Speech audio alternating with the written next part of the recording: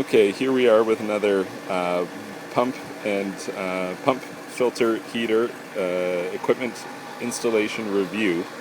So let's jump right in here. So got dual suction lines. First of all, everything's plumbed in rigid PVC. I really like that. I really like that they went the extra mile there. So you've got the suction manifold here with a Jandy three-way valve. Likely the two are the vacuum cleaner port, suction port, wall suction port for vacuuming, and then probably the skimmer. That's probably what we've got here. So I don't like that street elbow there. I would have preferred that they brought this pipe up a little further over such that they could facilitate putting on a regular 90 like that on both sides. Jandy three-way valves, definitely a good quality valve. That's as good as you can do. Nice, long, straight run of rigid PVC right into the pump. It's really great. I love to see that. So then we come up out of the pump, over to the filter, again all rigid, so it's wonderful. I don't like back-to-back fittings, but sometimes you have to do what you have to do. But what they did here is they put a street elbow into an elbow back-to-back, and that's really bad for the flow dynamics. They should have turned this one, actually they should have eliminated the street elbow and used a regular elbow, turned it on a 45, then had a 45-degree fitting. That would have been much better for the flow dynamics than this, but this is still good, obviously.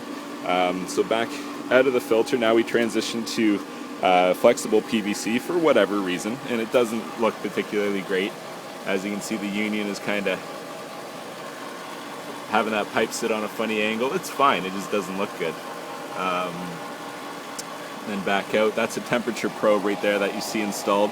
There's a Pentair automation system, control system on this, so that's going to be part of your ability for the heater to detect the water temperature and call for heat if need be.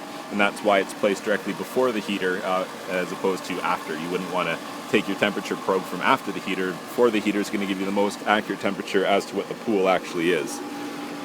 Okay, so coming back out of that heater, we wrap around with this Bowflex. I don't like how they've kind of done that, especially because the rest of the pad looks so nice. Into another Jandy three-way valve here, some more street elbows for no reason. Then going down this way goes out, this is going to be pool returns.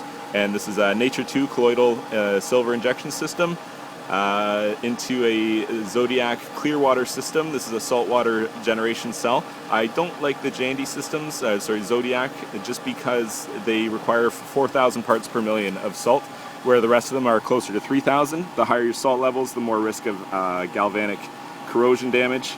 That scale that you see forming there, it's kind of neat that these cells are clear, so you can actually see what's going on and see the scale formation on the fins there. So that cell is going to need to be cleaned sooner than later.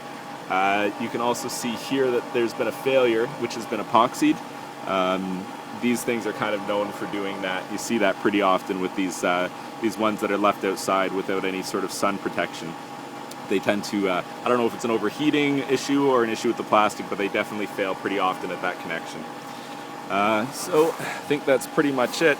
There was one other side here to this this Jandy three-way valve. Can't see that pipe just exits into the ground, so that's going to be very likely to a waterfall, water feature, deck jets, something like that, because this is the return lines here.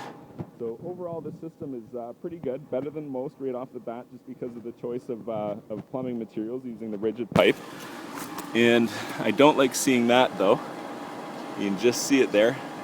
That bonding lug has nothing on it, so that should have definitely been picked up, especially since this is a higher end system containing, as I said, the Pentair controller. That's a aqua lamp transformer box mounted on the wall. This is a nice installation. I guess the only one thing here is you can see the filter band clamp has been leaking and leaving staining. That's just salt staining from the chlorine in the water.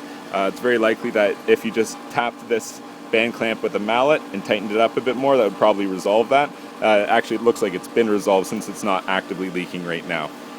Maybe one other thing worth mentioning is when these multi-port valve heads fail, you can end up with water leaking out through the backwash line here, even when you're under normal filter conditions. And a lot of people, instead of replacing that spider gasket in there, which goes out all the time, what they like to do is just snap on a single union ball valve to manually prevent any water escaping the system through the backwash line. And in the event you need to backwash, you simply just open that port, backwash it, and close again. It's a really good workaround for a well-known problem with these multi-port valve heads.